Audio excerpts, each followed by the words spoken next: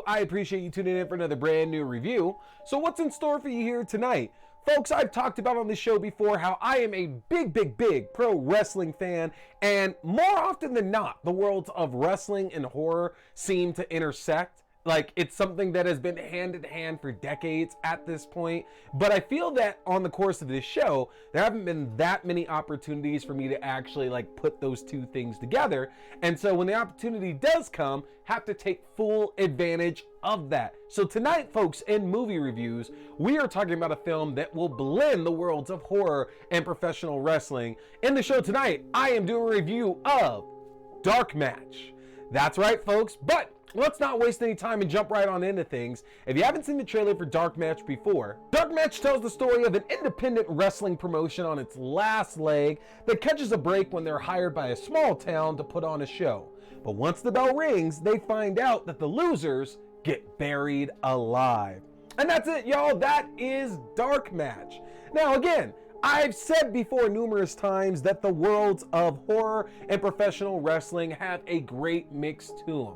The idea of professional wrestling just as a whole is that it's like this sideshow attraction that you have gone to see in the past. And over the decades, obviously, it's become far more modernized, become this fantastic soap opera that so many of us enjoy watching every Monday, Tuesday, Wednesday, Friday, occasionally Saturdays and Sundays. Like, it's been on every night of the week at this point here. But it does go hand in hand with horror because honestly, the appeal, the draw of horror more often than not is seeing these attractions, these one-time wonders of the world played out on screen, whether they're vampires, werewolves, ghosts, witches, zombies, ghouls, it doesn't matter. It's these larger than life creatures that we only get to see on this certain stage. So horror and wrestling have always gone hand in hand with each other. But the idea to go and take a movie and just base that completely upon wrestling, honestly, is not something that I've seen done before, or at least done too many times before here. So it definitely makes Dark Match unique. Now, the idea here, again, is that this small-time wrestling promotion, SAW, gets hired to put on an independent show for this small town that's looking for a little bit of entertainment. Now, it's in this aspect to where I feel we see one of the big missteps of Dark Match. With wrestling movies as a whole, in the last 3 decades or so, we've only really received one film that's honestly taken a modern approach to wrestling. And when I say modern, I mean that they're able to wrestle the styles of matches that we're having in the last 20 to 30 years at this point, and they don't really have to worry about masking the limitations of the actors in the films that they're in too much. Ready to Rumble, that we got back in the late 90s that focused on WCW, is really the only movie I feel in the last 3 decades that we received that really resembles what we see in modern wrestling. Everything else that's not presented for kids has really kind of embraced the old school style of wrestling, to where there's maybe a different kind of showmanship than what you would see in today's product. The moves aren't as flashy, and for actors stepping into the role who are not trained as professional wrestlers, might be a little bit easier for them to portray all the moves that they're going to be doing. And I do understand that because, again, it's going to be really hard to get somebody who's only working on a project for a month, maybe 2 months, into the kind of shape and the kind of physical ability they need to pull off the things that wrestlers these days do.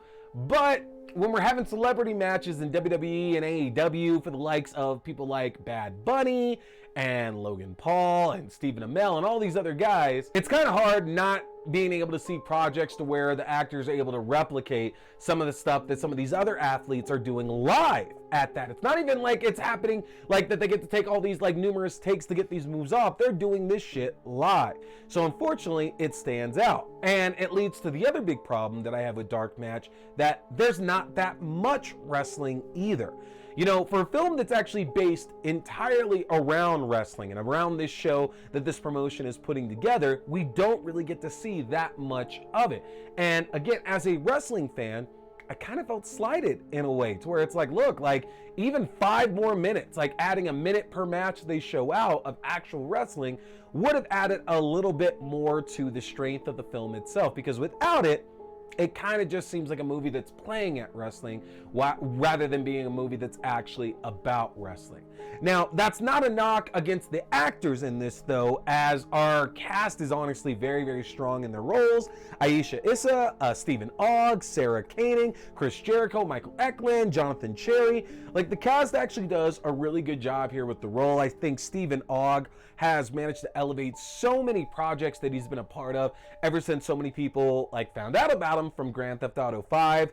I think that subsequently every role that he's joined since then has really actually brought a lot of fun to it, and it's definitely the case here with Dark Match as well too, that I feel that he kind of legitimizes it a little bit more than you would think with this kind of role. Jonathan Cherry, who I know from the House of the Dead, Jonathan Cherry actually adds a lot of humor here to this film as well too. The rest of the cast itself is honestly one of Dark Match's strengths, but it also points out one of its biggest weaknesses as well too, to where we get to see like the relationships that Misbehave and Jolene are having and whether or not this relationship the two of them have is actually serious. But we only get glimpses, little smatterings, little touches of what these other relationships with the other wrestlers of SAW are and that they have. And it's a bummer because they seem super interesting. I wish we could have seen more of it. And the story of it very, very much seemed to echo Lucha Underground to me.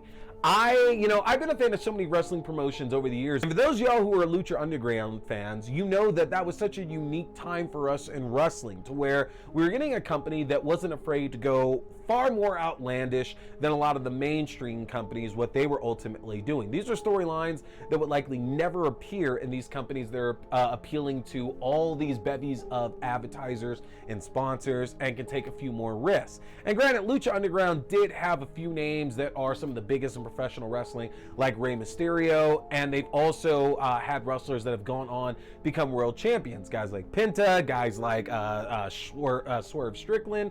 There's been a lot of different styles of wrestlers and matches they put on in that promotion, but nevertheless, the one thing that made them stand apart from companies like WWE or TNA or AEW is just the fact that they're willing to go to outlandish lengths to get their storylines over, where these other companies had to stay just a little bit more grounded in the modern area that we were. And I'm curious, for those of y'all that are wrestling fans, if you felt the same way that I did, that this storyline as a whole, the plot of this film, would fit in entirely with the promotion like Lucha Underground. Let me know in the comment section, because I want to know if I'm crazy in my thoughts regarding that. It's definitely a bloody horror film, to say the very least now. Like, it films like a weird distant cousin of trauma films, to be quite honest. And that's a really good thing for it, because considering the plot and concerning the way that it's all presented in this film, it seems very much almost like a grindhouse style of film, like very schlocky. And that adds a bit to the charm of the film itself. The crux of this entire story here is that this small town is hiring this promotion because they need them for this ritual to summon the devil. It's still one of the more grounded plots we've gotten of a film centered around wrestling over the last 30 to 40 years. And that really, really works for this. Like, wrestling as a whole is already this larger than life spectacle. So why not just like dive and commit further to that by taking it even further that, well, if you lose this match, the devil is going to rise from hell to rule the earth. Like, I love those kind of stakes being in here. It seems just right for professional wrestling. This movie is available for free for you to stream on Shudder right now, and I'm very curious for my wrestling fans if you feel the same way that I do here. Let me know in the comment section. Are you feeling like there's a bit of a Lucha Underground connection here in this film? Do you agree with what I'm saying about how like most of our wrestling films are modeled over old school wrestling rather than getting us a modern approach to it? Let me know that in the comment section, folks. And overall, I just want to hear what you think of the movie as well too.